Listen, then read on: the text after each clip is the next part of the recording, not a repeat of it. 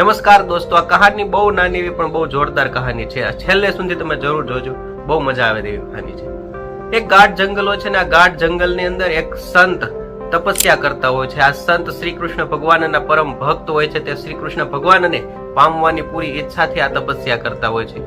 પણ ઘણી વર્ષોની તપસ્યા દરમિયાન પણ ભગવાન શ્રી કૃષ્ણ તેમની ઉપર પ્રસન્ન થતા નથી, તેમને દર્શન દેતા નથી. પછી થાય છે એક દિવસ એવું કે એક શિકારી, તે જંગલમાં નવો શિકારી હોય છે, એટલે તેને ક્યાંકથી માહિતી મળી છે કે આ જંગલ બહુ ગાઢ જંગલ છે ને આ જંગલની અંદર ઘણા બધા પ્રાણીઓ છે. એટલે આ શિકારી ફરતો ફરતો આ જંગલમાં આવી પહોંચે છે અને શિકારની તલાશ કરે છે.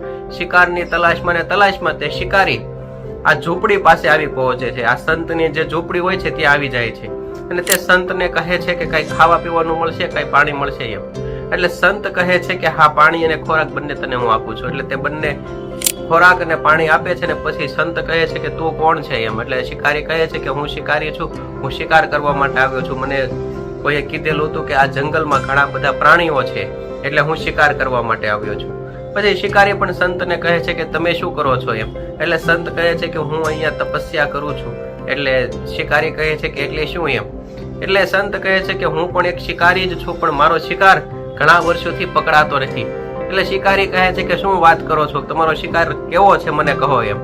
એટલે કે શ્યામ વર્ણ છે, માથે મોર મુગુટ છે અને વાંસળી વગાડતો હોય તેવો મારો શિકાર છે, પણ હું ઘણા વર્ષોની મહેનત છતાં પણ તેને હું પકડી શક્યો નથી એમ વાત કરતા હતા. ક્યાં તે સંત બહુ ભાવ વિભોર થઈ જાય છે અને રડવા લાગે છે.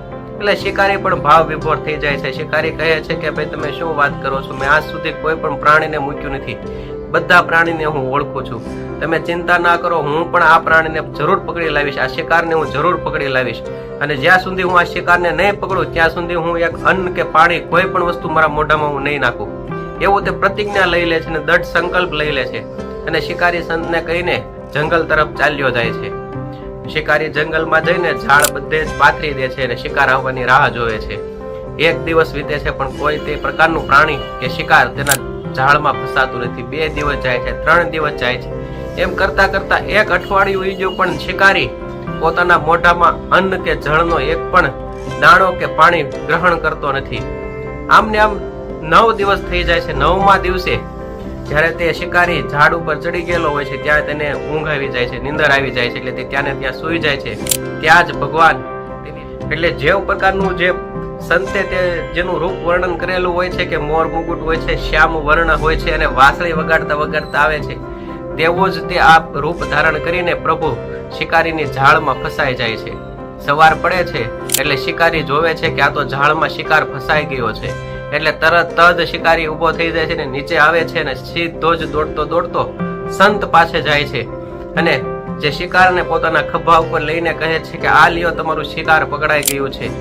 9 દિવસથી હું રાહ જોતો તો 9 દિવસે આ શિકાર ઝાડમાં ફસાઈ ગયું છે. એટલે તરત જ પ્રભુ બહાર નીકળે છે અને સંત બહાર આવે છે. એટલે સંત તરત જ કહે છે કે આ તો સાક્ષાત પ્રભુ છે. પ્રભુના ચરણોમાં પડી જાય છે અને રડવા લાગે છે. સંત ભગવાનને પ્રશ્ન પૂછે છે કે હું તો તમારા એટલા વર્ષોથી તપસ્યા કરતો હતો તો તમે મને કેમ દર્શન ન દીધા, ને આ શિકારીને 9 દિવસમાં તમે દર્શન દઈ દીધા. એટલે ભગવાન તરત જ કહે છે કે શિકારીની શ્રદ્ધા, શિકારીનો ભાવ તારા ભાવ કરતા પણ વધારે હતો.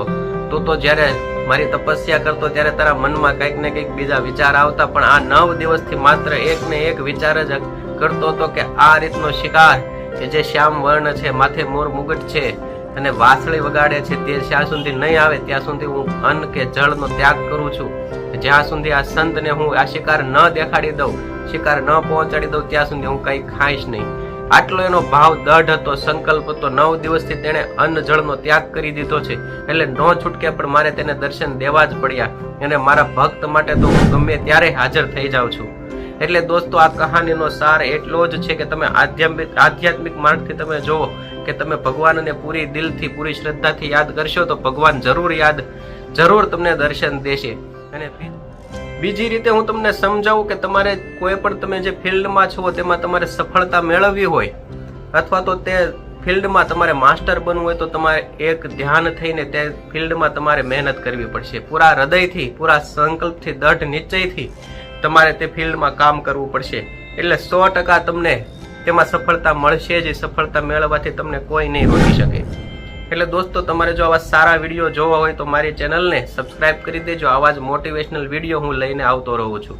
દોસ્તો આ વિડીયો સારો લાગ્યો હોય તો તમારા ફેમિલી મેમ્બર અને મિત્રો સાથે શેર જરૂર કરો. થેન્ક યુ દોસ્તો.